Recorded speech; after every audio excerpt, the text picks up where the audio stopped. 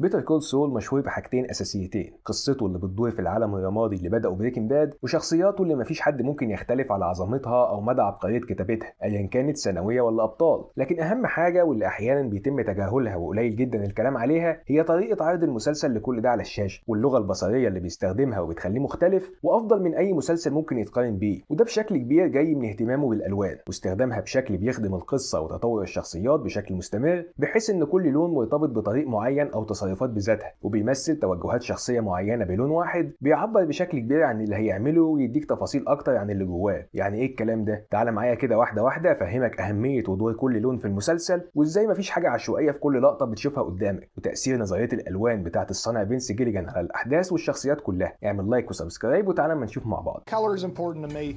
And I think color can have meaning, or color rather can be invested with meaning, and therefore color can be a storytelling tool. Are you going to play it straight? Or are you going to be colorful? في البداية في لونين دايما حاضرين وشبه موجودين على طول في الأحداث، في كل مشهد تقريبا لازم إما في اللون الأحمر أو الأزرق أو الاتنين سوا، وأهميتهم بتكمن في إنهم عكس بعض أو بيمثلوا نهايتين لنفس الحدث، ومستخدمين بشكل خاص للتفريق بين الخير والشر. يعني اللون الأحمر غالبا بيعبر عن حاجة مش كويسة أو جريمة هتحصل، حاجة غلط شخصية بتعملها، ممكن لحظات خطر جاية، وبيجذب الانتباه لحاجة هتحصل أو عشان يعرفك بشخصية معينة إنه مش تمام. يعني مثلا اللون ده لازق مع شخصية ناتشو من أول ما يطلع، دايما لابس أحمر أو حاجة فيها اللون الأحمر، ممكن معاه اسود او لون غامق، لكن الاحمر غالب عليه على طول. حتى العربيه بتاعته لونها احمر وبيته لونه احمر، مش بيتخلى عن اللون ده الا في 3 حالات بس هنتكلم عليهم قدام شويه. واحده منهم واللي تهمنا دلوقتي لما كان توكو ماسك جيمي والشباب اللي حاولوا ينصبوا على جدته، كان توكو وكل اللي معاه لابسين احمر او درجات منه، ما عدا ناتشو اللي لابس ازرق او لبني فاتح وتحته احمر عادي اللون بتاعه. لكن الاختلاف هنا في ان هو اللي هينقذ جيمي والشابين من توكو ويقنعه يسيب جيمي حي.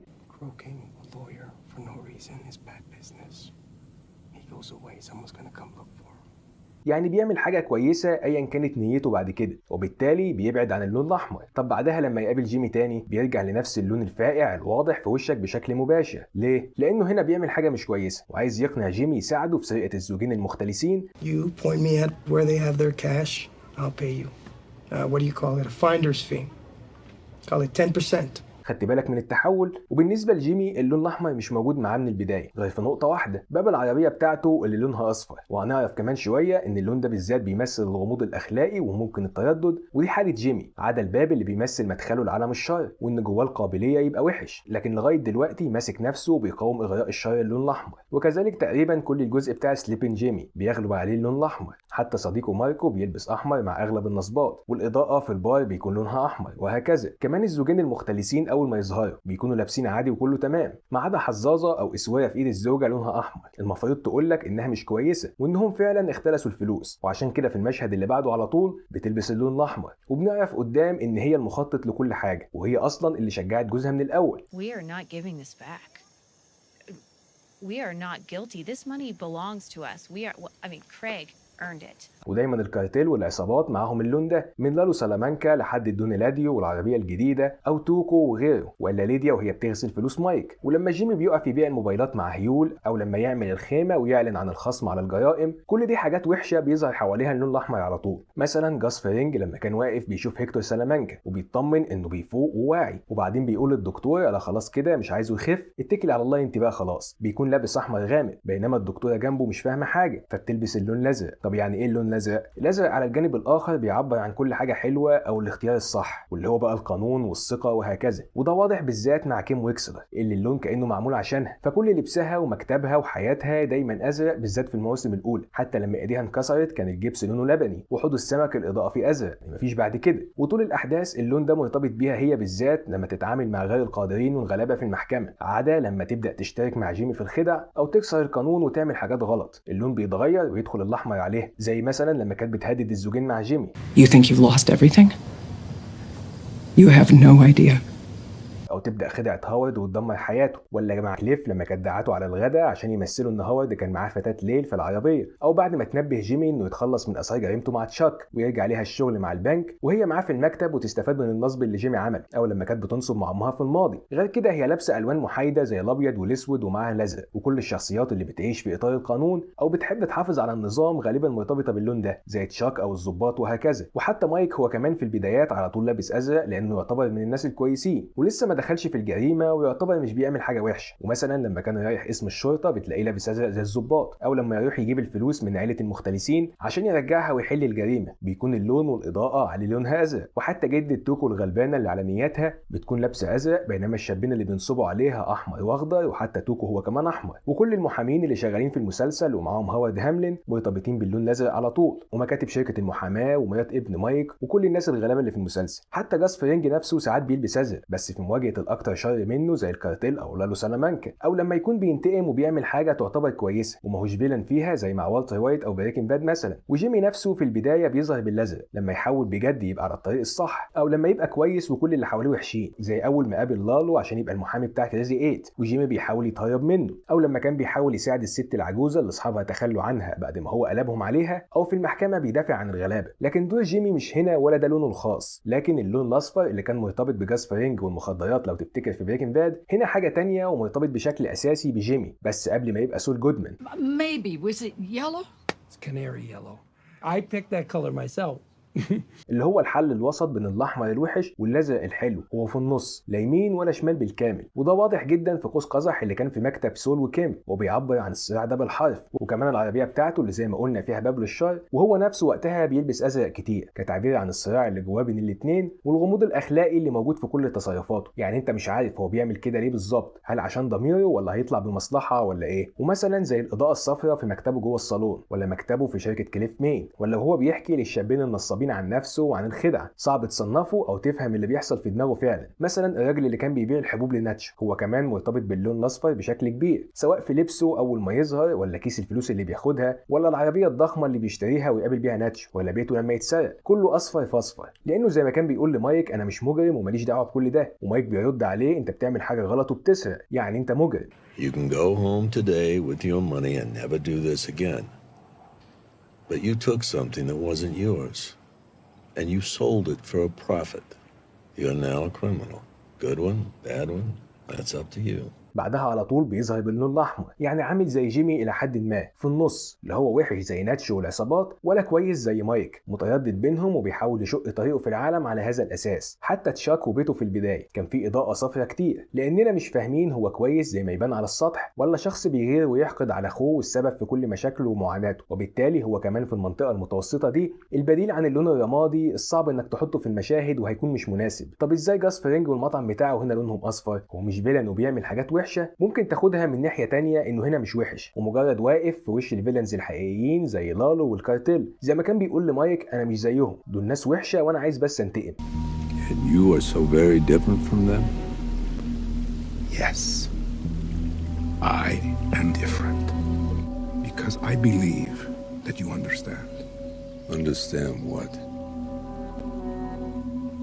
Revenge. ممكن المسلسل عايز يدي شرعيه لافعال جاس فرينج ورحلته للانتقام ويخليك تشوف ان لكل فعل او لكل شخصيه وجهين. هو في بريكنج باد وحش وكل حاجه بيعملها غلط، بس لما نشوفها من ناحيه مختلفه في بيتر كول سول لا هو مش وحش زي ما كنا فاكرين على الاقل نظريا. وعشان كده زي ما قلت لك ساعات بيلبس ازرق هو كمان. وبرده اللون الاصفر حاضر بشكل غير مباشر في علاقه جيمي وكيم، في المج الاصفر بتاع تاني افضل محامي في العالم، وحتى في المكتب اللي اشتركوا فيه مع بعض. ولما كان جيمي مع مايك في الصحراء وبيتكلم عن كيم وانها مش في اللعبه كانت الاضاءه اللي في ايده لونها اصفر. She's in the game now. What? No, she's not in the game, all right? She's not even game adjacent. I just told her the truth, a little slice of the truth. وكل ده بيدي معنى ان العلاقه بينهم زي ما قلنا في الفيديو بتاع كيم مش واضح معالمها الحقيقيه ولا احنا فاهمين ايه اللي بيدور بينهم بالتحديد، واحيانا بتكون علاقه صحيه وزي الفل، واوقات بيكون ليهم تاثير سلبي على بعض وبيدخلوا في سكه الجريمه والغلط. But we are bad for everyone around us. Other people suffer because of us. Apart, we're okay, but together, we're poison. يعني العلاقه كلها على بعضها فيها غموض اخلاقي ومش ثابته. طب واللون الاخضر اللي مع مايك؟ الاخضر مرتبط بشكل كبير اما بالطمع او الحقد والغضب او مصحوب بالفلوس والربح المادي، عشان كده مش بيظهر في المسلسل كتير وموجود في مشاهد محدوده. يعني مايك لما كان معزول في الصحراء الاضاءه بتاعته بيكون لونها اخضر زي ما قلنا، زي ما هو قال لجيمي وقتها، كل اللي هو بيعمله عشان يامن مستقبل حفيدته لا اكتر ولا اقل، ومهمه حياته انه يجمع فلوس عشانها، وبالتالي لونه بيكون اخضر. I have people waiting for me, but I do what I do so they can have a better life. And if I live or if I die, it really doesn't make a difference to me as long as they have what they need. او زي الشابين النصابين في البدايه خالص، واحد منهم كان لابس اخضر، او واحد من الاخوات في محل الادوات الموسيقيه اللي كانوا عايزين ينصبوا على جيمي ويستغلوه في فلوس الاعلانات، وكريزي 8 لما كان بيحاول ينصب على ناتشي وجايب فلوس ناقصه، او لما جيمي يبدا خطته لابتزاز شركه المحاماه عشان ياخد فلوس البونص منهم ويمشي. بينما الجانب المقابل بيكون في الحقد والغضب، وبيظهر قوي في جيمي بعد الحكم عليه وضمان مستقبله بسبب تشاك وهو شغال في العمل المجتمعي وبيلم زباله لاول مره، وهو كله حقد وغضب على تشاك من اللي عمله فيه. او لما كان جيمي في مطعم مع كيم وبيحقد ومتضايق من واحد غني هناك وبيطلع كل اللي جواه وبيقول ازاي عايز يدمر حياته ويعمل ويخلي. واللون ده مرتبط اكتر بواحد زي تشاك لما كان بيعمل المؤامره على جيمي ويسجل الاعتداء عليه، كان لابس بلوفر اخضر. ولو تفتكر لما كان بيبتز هاورد عشان ياخد منه فلوس الشركه والملايين اللي كانت هتفلسه، كان تشاك لابس اخضر هو كمان. وافضل مثال على نقطه الحقد دي في لبس تشاك لما قال لجيمي انه عمره ما اهتم بيه ولا ليه اي لازمه في حياته ومش ممكن يتغير وهيفضل كده على طول في نهايه الموسم الثالث، كان تشاك لابس اخضر. I don't want to hurt your feelings. But the truth is, you've never mattered all that much to me. وقبل ما تشاك يموت نفسه بتشوف الإضاءة من المصباح بتميل للون الأخضر، يعني الحقد والغضب ده سبب موته واللي وصله للمرحلة دي. حلو قوي. طب باقي الألوان؟ بص يا سيدي، الأبيض والأسود مثلا موجودين بشكل مستمر مع كل الشخصيات، وفي معظم الوقت بتكون ألوان محايدة مش بتنقل حاجة بذاتها، وبتدي إحساس إن ده شخص عادي مش تبع حاجة وفي حاله، زي البني أو البيج اللي كان بيلبسهم جيمي في البداية قبل ما يتحول، ولا اللون البرتقالي اللي بيلبسه الموظف اللي لالو بيموته، ولا المساجين بشكل عام، وهانك لما يظهر هو كمان. لكن الأسود بيتحول لأنه ما يكونش محايد لما يغلب على شخصية معينة تماما زي مايك اللي من بعد ما بيشتغل مع جاس فرينج ويبيع روحه للشيطان زي ما قلنا قبل كده بيتحول للأسود لون الظلام والجريمة، وتقريبا مش بيغيروا باقي المسلسل غير مع حفيدته بس. وبنفس المبدأ اللون الأبيض هو كمان بيتحول لأنه يبقى خاص بشخصية ناتشو بعد ما يبقى شخص كويس ويختار مصيره، ومن أول ما يهرب من بيت لالو بيلبس أبيض بس، أو بعد كده أزرق فاتح أو أزرق فأبيض كدليل على إنه تخلص من الأحمر بتاع الجريمة وبقى شخص طاهر ونقي. I put you in that chair. So when you are sitting in your shitty nursing home and you're sucking down on your jello night after night for the rest of your life, you think of me. You twisted fuck. وكذلك بيلبس رمادي او اسود وهو مع ابوه وهكذا، ودول الحالتين الباقيين اللي ناتشو بيتخلى فيهم عن اللون الاحمر لانه بعيد عن الجريمه فيهم. طب لما شخصيه تلبس كل الالوان عادي ده معناه ايه؟ عارف انك تقصد لالو سلامانكا، ما هو فيلن وبتاع عصابات وبيلبس كل اللي هو عايزه، ازرق وابيض واخضر واحمر وبتنجاني وكله على مزاجه. هقول لك الاجابه بسيطه، انه شخصيه غير متوقعه وما تقدرش تصنفه. بشكل عام هو لا يخضع للقواعد ومحكوم بحاجه معينه زي ما قلت لك في حلقته الخاصه، هو واخد الموضوع متعه ومش شايفها احنا وهم ولا صح وغلط، هو على كيفه وبيعمل ويلبس اللي على مزاجه، واخد بالك؟ بالشكل ده المسلسل ممكن بيسيب لك حريه الحكم عليه زي ما تحب، بنفس الطريقه مثلا اللي ممكن تشوف فيها كيم لابسه كذا لون مع بعض، ولا زي ما بنقول كده كايوهات، ده في حد ذاته معناه فوضوي، زي ما شخصيه لالو كده فوضويه، وانها نفسها مش فاهمه هي بتعمل ايه ولا رايحه على فين بالظبط، شويه مع جيمي وشويه ضده، مره هنا ومره هناك وهكذا. لكن الفكره الاهم في لبس الالوان على بعضها او خلطها بفوضى غير مفهومه هي في شخصيه سول جودمان نفسها، اللي حرفيا مفيش لون مش بيظهر بيه، وبيعمل ميكسات غريبه شبه شعبان عبد الرحيم كده في نفسه، وده في الاساس لانه زي ما كيم وصفته شخص متلون ملوش كبير ولا فارق معاه اي حاجه، بيلعب على كل الالوان والاتجاهات طالما فيها مصلحته، وتباين الالوان عليه وصورته الزاهيه والملفته للانتباه على طول دي بتناسب عقيده سول جودمان ودوره الجديد بعيد عن الصراع بتاع جيمي. If we're gonna do this, I gotta go into it as me.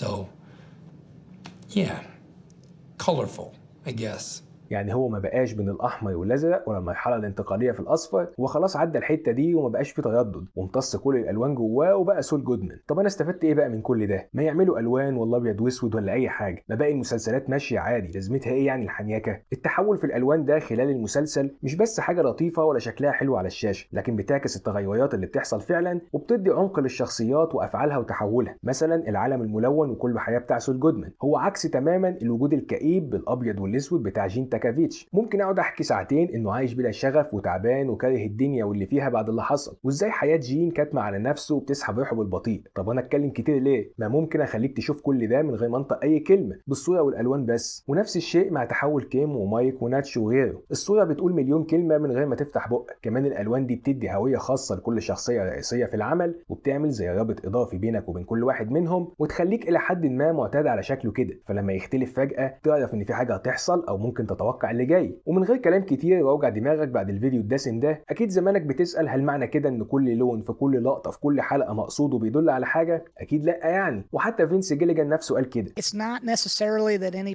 specific color meant a specific thing. In my mind, it was more about changing the color palette of each character was a way of letting the audience know that those characters were indeed undergoing a process of change. ومش ممكن مهما وصلوا من التفاني والاجتهاد يقدروا على حاجه زي دي بنسبه 100%، لكن جيليجان وفريقه من المصورين السينمائيين ومصممين الازياء والكتاب حاولوا قدر الامكان ينقلوا ليك تجربه مختلفه وحاجه بنسبه كبيره ما شفتش زيها ولا هتشوفها في اغلب المسلسلات، وبذلوا مجهود خرافي عشان خاطر سيادتنا بس نستمتع بالمسلسل اكتر واكتر. وانت بقى ايه رايك في الكلام ده، ولا شايفه ازاي؟ مقتنع ولا كل ده كمان فاضي؟ Those folks love you. Who doesn't?